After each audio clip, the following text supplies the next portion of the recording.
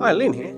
Let's do some trim. I'm going to be using the Makita XGT 216mm Mitre saw for this, or 8.5 inch. I bought the saw just over 6 months ago, which has given me a really good chance to put it through its paces. So while I'm doing the trim in my house, I'm going to take you through the things I like about the saw and some of the things I think could be improved on.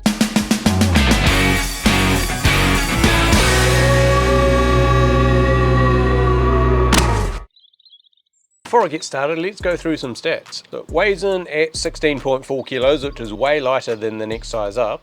It's also quite small, so it's ideal for someone who doesn't have a van or a truck to put it in. It has a maximum cut depth of 70mm and a draw of 312mm, so you can easily cut shelves or even 12x2 on this. Oh, so smooth. It bevels up to 48 degrees both ways and can do mitre cuts up to 60 degrees both ways. You can just get through some 4x2 at a 45 degree bevel. If you're someone who likes to cut your skirting vertically, you can get up to 100mm behind the blade. It's got AWS, so you can also hook up your AWS vacuum to it, which you definitely want to be doing if you're cutting inside. If you buy it as a kit, it also comes with the AWS chip, which is built into your AWS vacuum, which I haven't got. You'll find these dust chutes clog up a bit, especially when you've got it down, this top one gets squashed down. I've heard of some people modifying it so it doesn't squash down when you push the blade down. Right, let's crack on, eh?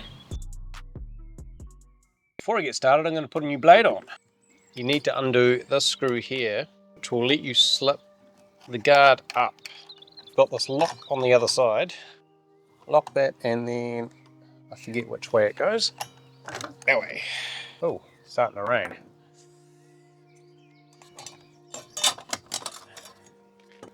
This blade is a 60 tooth.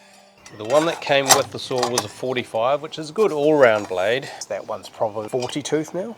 Definitely want to make sure that's centered on there properly. When I first got the saw, I didn't read the instructions and didn't know about taking this down, and I ended up almost putting the blade in wrong because it was at a bit of an angle and it was catching in behind there. Right. I'll keep this one for when we do some framing or something. Now what I like to do when I've changed the blades is also just square it up quickly. We've got this plate here which you can undo and adjust to get it square, and because there's a little bit of flex in the plate, you can set the 45s independently as well. That's looking pretty good.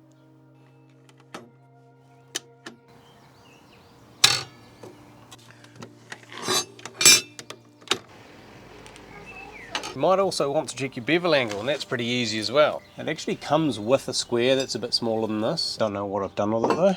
You would just square with this bolt.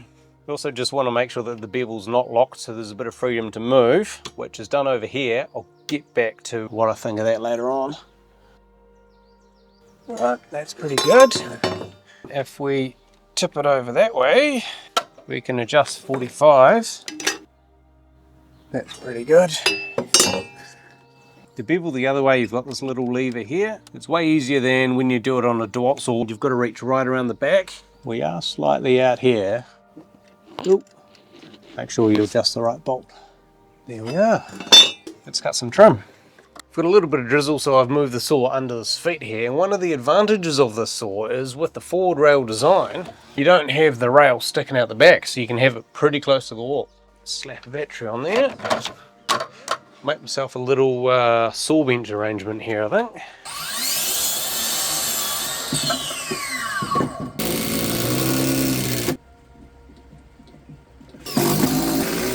I'm doing some plastering inside of me using my level as a skimming trowel. Should probably clean that. Joys of living in a house while you're renovating it. This kitchen bench top.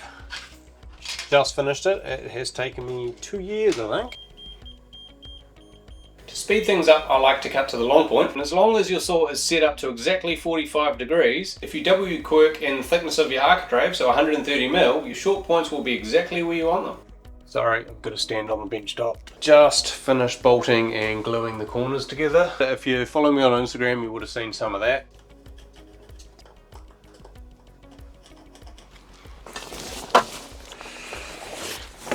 Super easy to change the angle, so this here loosens the mitre.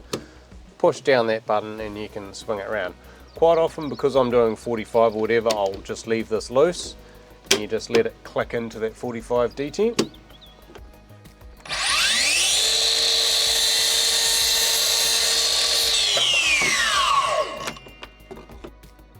1084. Now these little extendable legs, I feel like they could have made them a little bit longer. There is room under the base plate.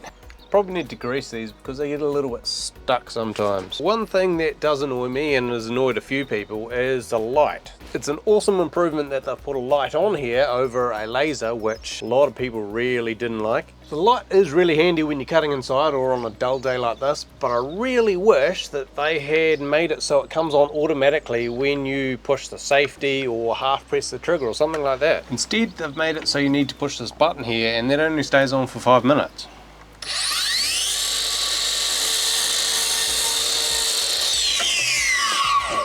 Probably need to wax this base plate just to make it run a bit smoother.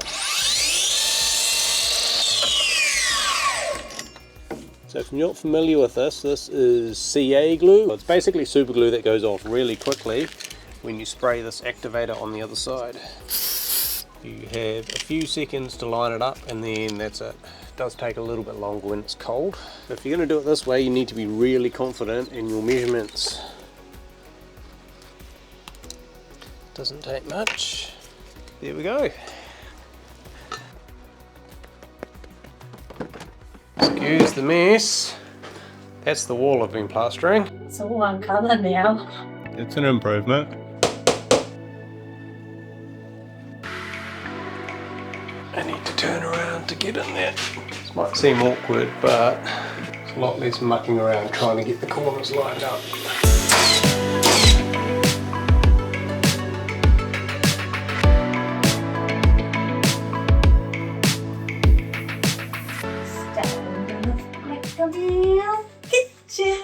There's still heaps to do though. There's the end panels put on and the kickboards, splashback, top coat of paint, and then finally we'll be able to take the protective film off. I'm all done with the architraves for now. This one in the living room I want to plane back flush with the jib so that we can architrave it to match the others. And this one over here, we're thinking we might get rid of it completely so that we can move the TV up and just free up some space on that wall.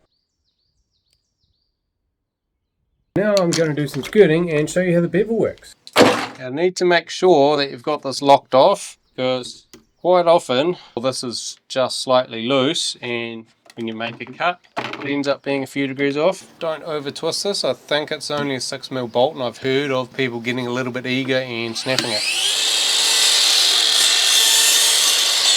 So to adjust the bevel, you've got this one here. Sometimes you'll end up undoing this one as well.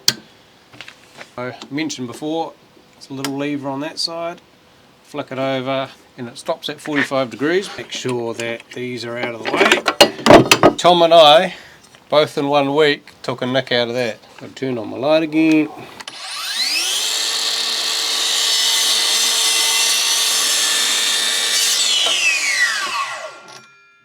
Flip it over. Some people go to 15, I just go to 5 degrees here.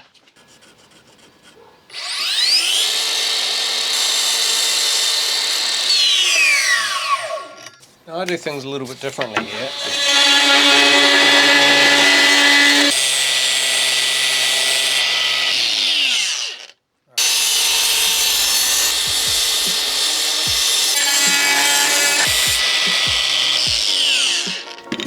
Here we are, look at that. The beauty of doing it that way is you don't need to get sandpaper or a file out to clean it up.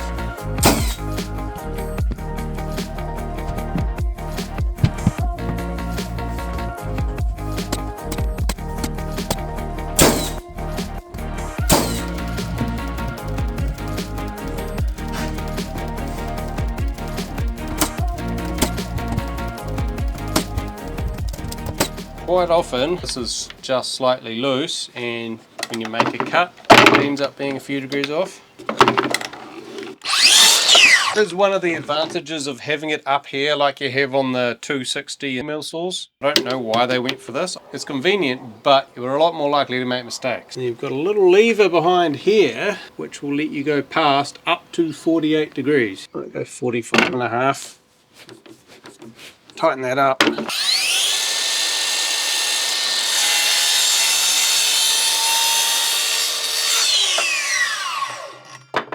Some people complained with the early models of the saw that it didn't cut square when you had it beveled. The only time that I've had issues with that has been with the old blade, where it's a little bit blunt, and if you're pushing it too hard, the blade actually deflects as you're going through the cut, so you end up cutting out a square. But now with the new blade, that's cutting beautifully. There's a lever on the other side that pushes down instead to give that extra few degrees.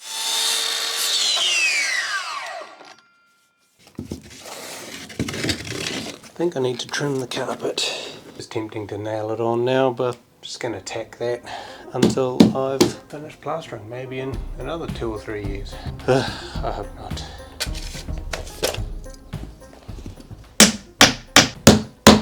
Hey, the sun came out. Right, so, is this the saw for you? Well, that depends. Certainly not a cheap saw, but I've had a good look at the competition and there is no other saw that I could find that has an over 12-inch draw and a 70mm cut depth. Also couldn't find any that will mitre up to 60 degrees. Being quite compact and light, and with a forward rail design, you can get it in small spaces, it's easy to cart around, so it's ideal for someone who travels around doing a bit of work, or someone that wants a small saw to put in their workshop. Yes, it has a few drawbacks, such as the dust extraction is not that great, and the way they've done the light is a little bit annoying. But besides that, I think it's an absolutely mint saw that leaves the competition for dust, pun intended. Let me know if you've bought the saw and what you think of it, any problems that you've picked up on, and let me know what I should do about that window. Shall we get rid of it? Let's go fill some holes and stuff.